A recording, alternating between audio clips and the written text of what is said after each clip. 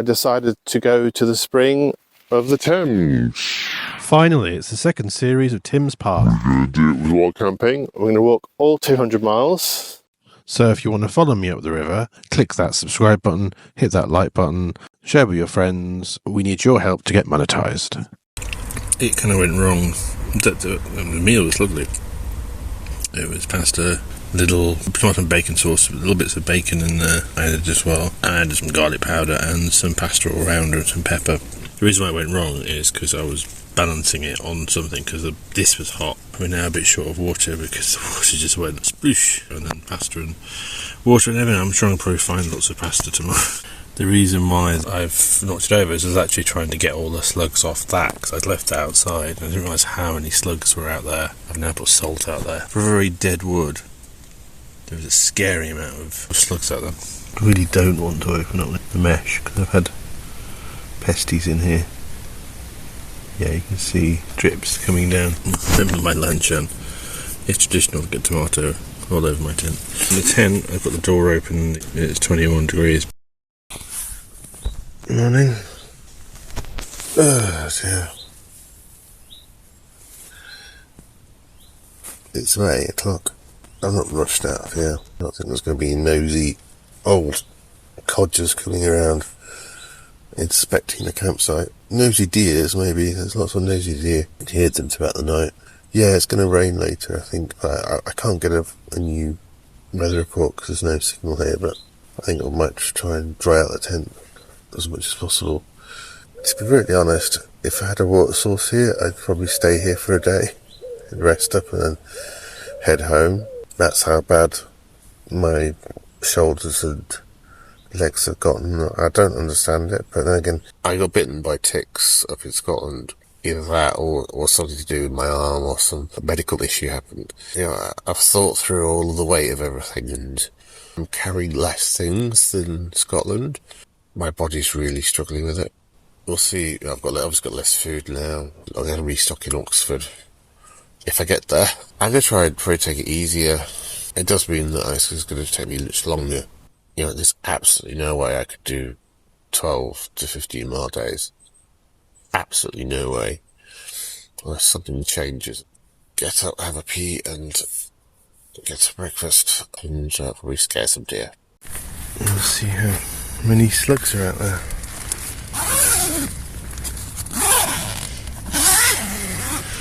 I've been using that as a little trying stuff for this.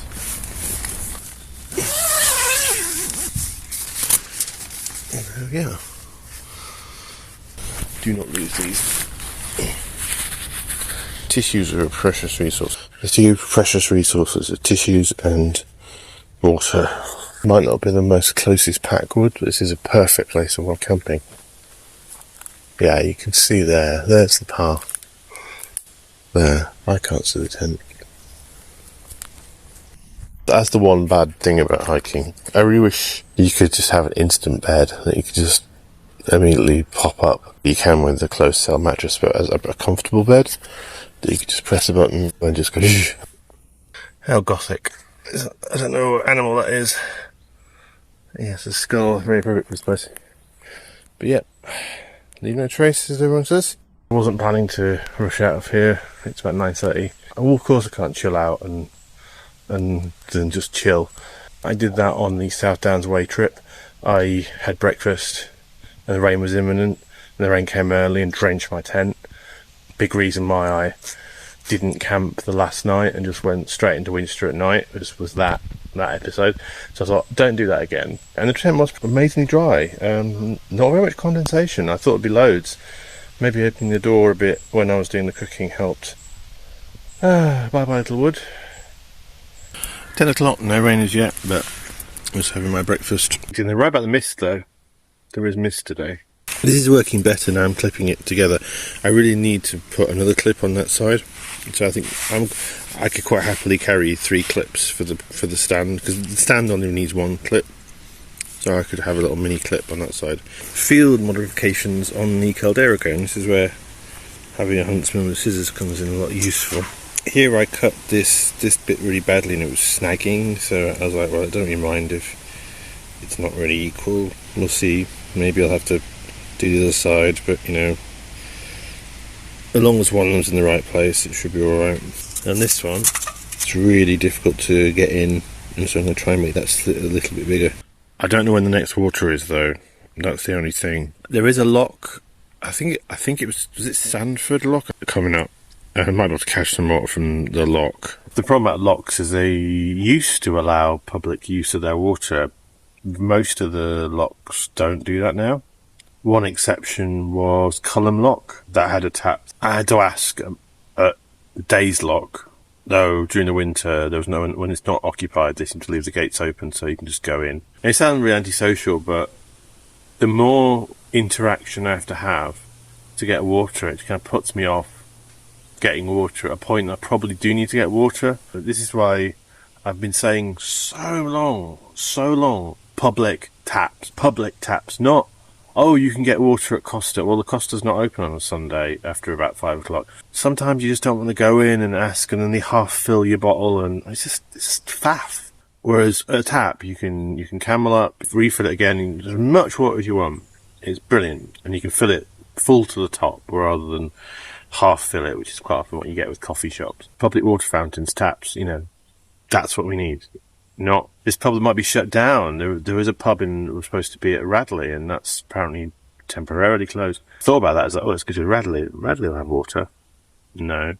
The craziness of weather reports. Sunshine. It's supposed to be raining now. I felt about 3 spots of rain, and then suddenly sunshine. Weather, eh? I'm loving the cooler weather. You can feel the warmth radiating from the greenery. It is beautiful, and also lack of a deluge at the moment. Oh, another limbo. This isn't as bad as the other one. There's been a few of these on this trip. 10 out of 10 for the woods. Is it near meadow, near woods? I don't know. Maybe Tim will put it into the edit. Flash it on screen now. Yeah, I think it is this one. There's not many rail bridges in this area. But yeah, he wanted to, where those people are there, he wanted to go under there. Viv. But I assume it's just, see that under there? Oh, you were joking me.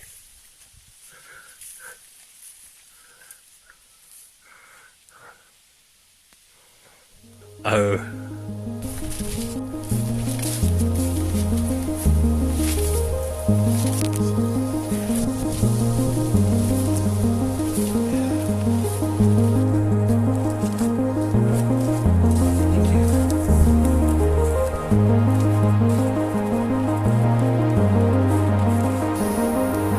Yeah, actually seeing and hearing people.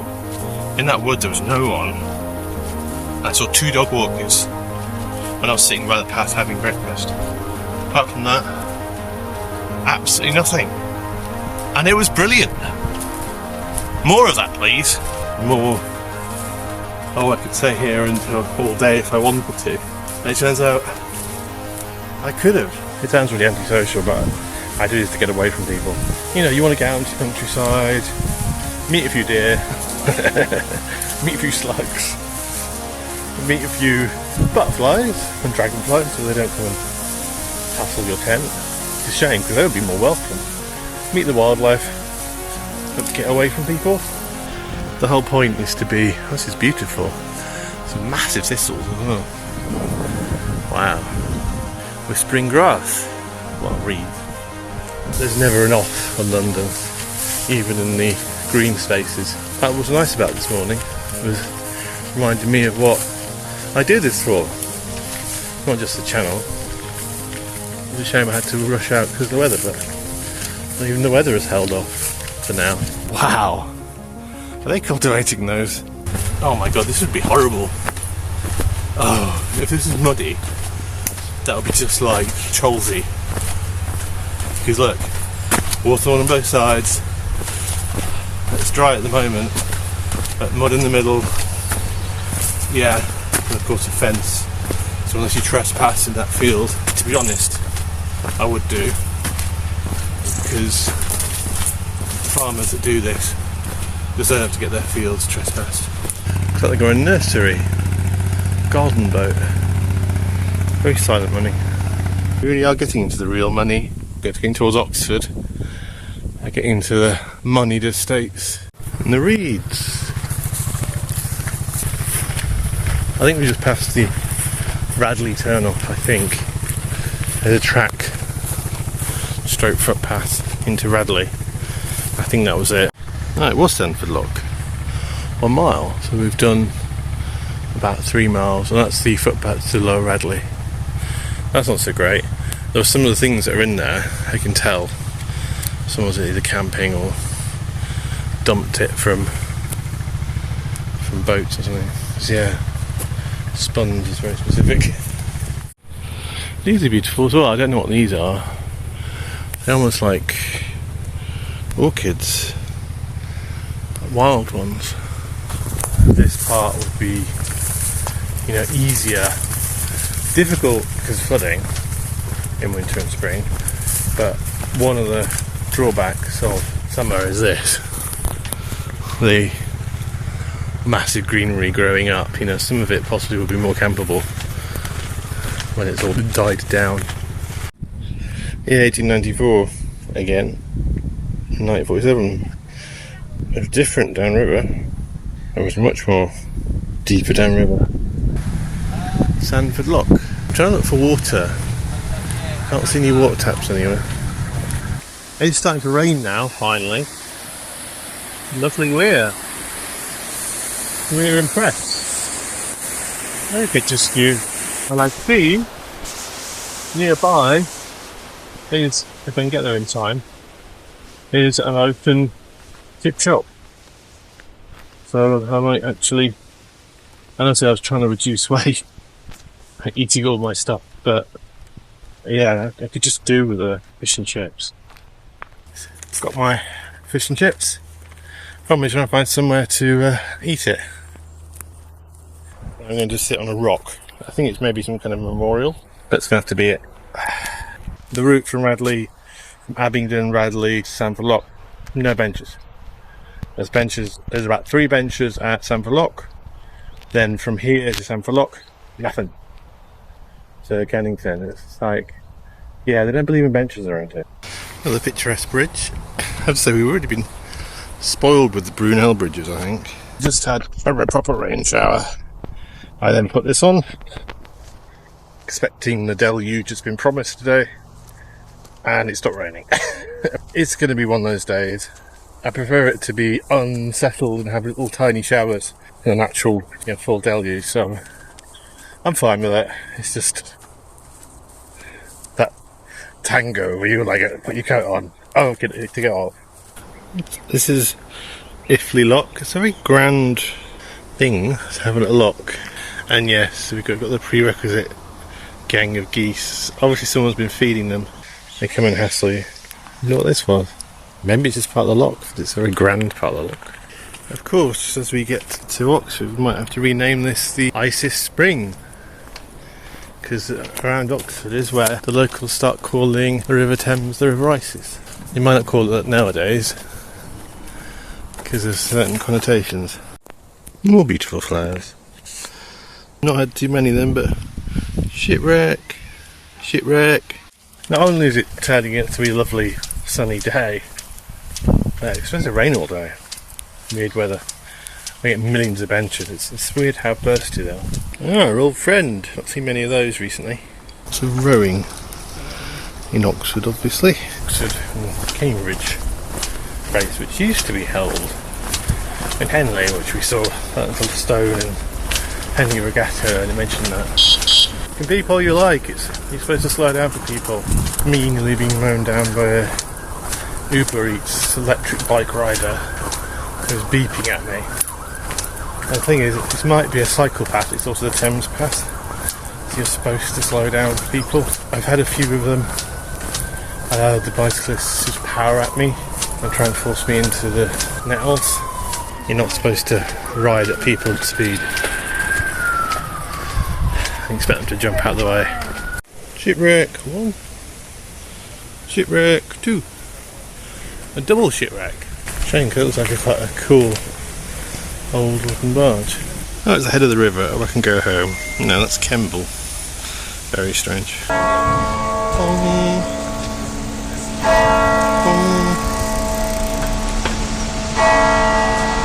Wow. That's a building. A lot of punts in Oxford.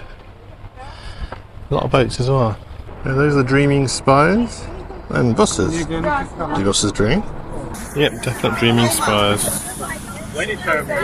Lots of dreaming tourists. I'm not here for tourist stuff. I'm here to get some charging.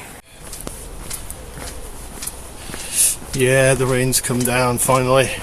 It's 6 o'clock and I'm heading out of Oxford, and I've been sort of sheltering in the various cafes to charge my power bank.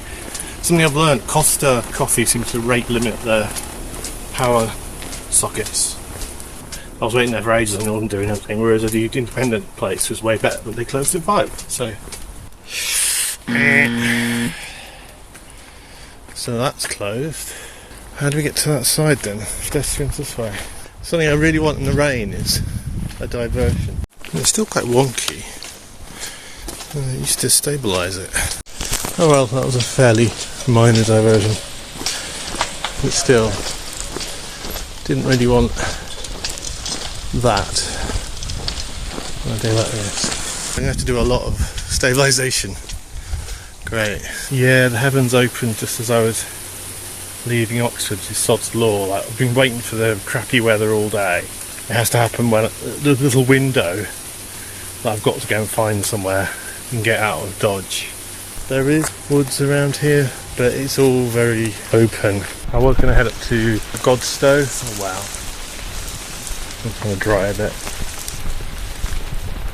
Apparently water at King's Lock, which you pass just after Godstow and Wolverton, that sort of way, but that's a few miles away.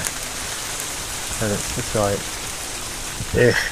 yeah, I've just been hiding under a tree and I can't see when or if this is going to let up. We need something that tells me 15 minutes intervals, not every hour. That doesn't help. They're everywhere. Any questions? I've got one. How do I supposed to get on the Thames Path? Yes. Wouldn't be this trip without a detour in the rain, I suppose. This is what I want to know with the apps. When is the rain going to lessen? When is it going to stop? Or when is it going to change? That's what I want to know, the frequency. Saying, oh, it's got a 30%, 40% chance of rain is not helpful to me. What I really, really want to know is it going to do what it just did, which is for about 20 minutes, 25 minutes, where I was like, oh, this is going to be like this for hours. Oh my god. And now it's all lessened to a drizzle. It's like, that's what today's weather has been like. Oh, this is going to be a stabilisation nightmare on this, because this is, I'm going to have to try and record while stationary, because for some reason it used to sort of stabilise 4K and now it's not doing it at all. Slowly getting out of Oxford, unless I have a floating tent. I'm not really going to get very far with that. And now the sun comes out. Oh, weather, I don't get you. Really. What is wrong with you? Really get to the countryside. Slightly sketchy location, but the best I can do. I had to create my own camera netting by bits of trees. Tent is up. It's in a very sketchy location. It's taken me so long to get this up and find a site. I'm just drenched. I'm supposed to do a live tonight. I'm sure I can. I'm sure I can do a live tonight.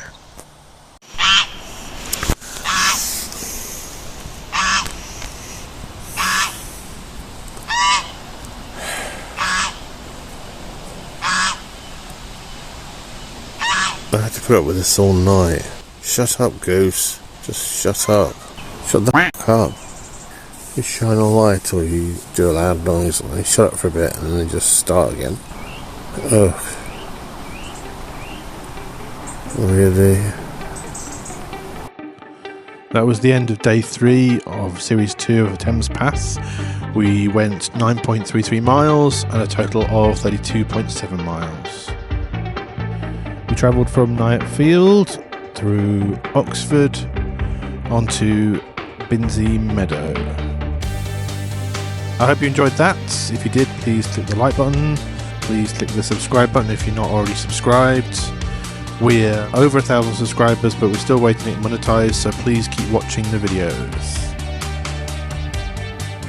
On screen now will be the next day when it's ready, otherwise it'll be the previous day in this series.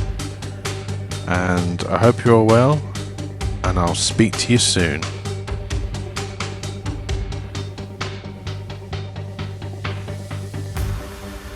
Damn you geese!